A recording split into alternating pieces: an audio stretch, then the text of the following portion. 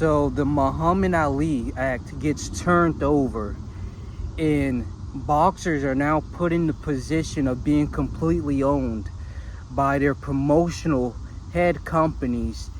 And it's actually more odd than that, because this isn't for top rank Golden Boy, Mayweather, whatever he has going on.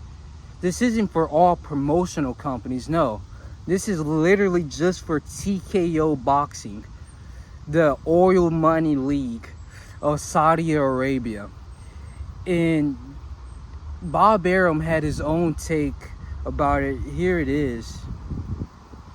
But essentially, he just believes that Turki Alalshikh, he won't say the name, corrupted boxing with his team's connections to Donald Trump to overturn a boxing act that was put in position because boxers were getting tens of millions of dollars stolen from them.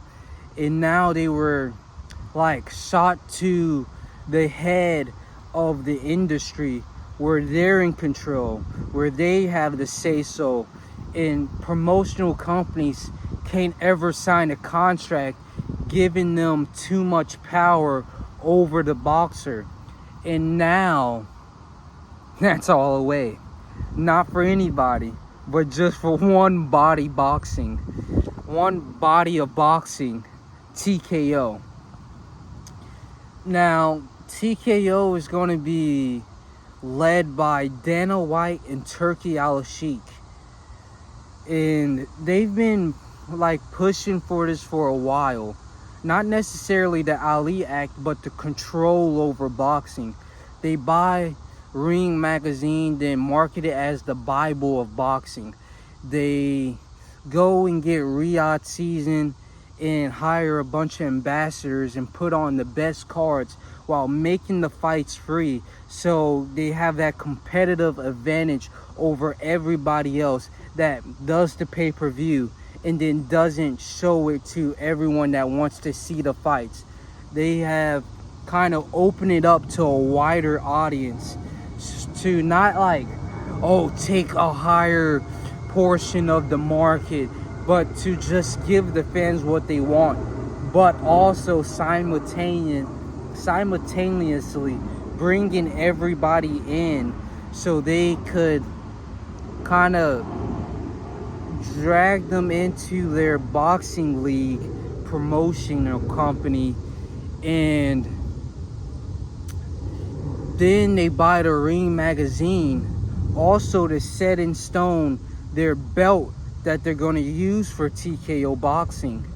So it was like a slow plan to build the UFC within boxing, because that's essentially what they're trying to make here. The UFC like structure into boxing, where they have all the control, they control all of the fighters. And Turki Alalshikh's already been doing this. It's been said that he just throws the money on the table. You take this fight, this fight, this fight, this date, this date, this date, take it or leave it. It's as simple as that. And it's kind of like a deal you can't refuse, because the money is so high. And it's like, why would you not sort of take it? Because it's not necessarily at a disadvantage for you. But anyways, now with this act, it's like all things, like the stars are aligned. Everything is put into position for the boxing league to succeed. And I don't know how to feel about it, because as a consumer, you're going to be given free fights, no pay-per-view. Well, you're going to be given a subscription-based model where you don't have to pay pay-per-view, because Bob Arum also spoke on that a bit, just on that promotional side, that boxing pay-per-view and pay-per-view in general is just dying. It's not necessarily what it once was. And they have to sort of promote the fights and still make these mega fights because there's millions of dollars put into them. So some way they have to get that money back, and it tends to be not like what's the word I'm looking. Pay-per-view isn't subsidizing fights anymore the way that it used to be with Floyd Mayweather, Roy Jones, maybe even Mike Tyson, but fights were more televised back then.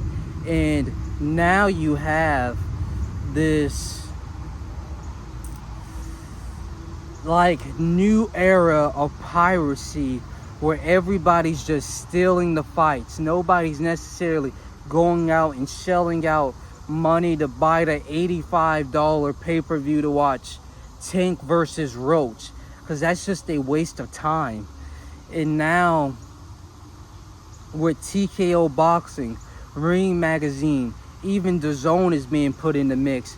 They have this like position and to own the league and its fighters, to kind of build a monopoly around boxing. But is it going to be a negative for boxing? It's hard to say so. On one hand, you're giving the fans what they want, because all the fights that we want to be made happen is going to happen.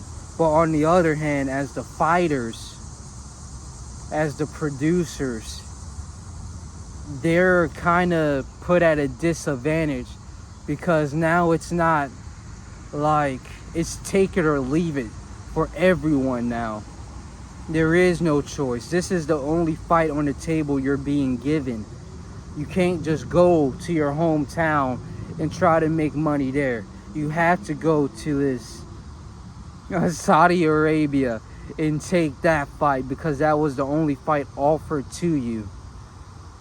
And then you're locked in a contract with TKO Boxing, where they might not necessarily let you go and fight other boxers with other sanctioning bodies. So it's a bumping of heads, of ideologies, but maybe there's a common ground where TKO Boxing still works with other sanctioning bodies and everything is still interconnected. But we'll see.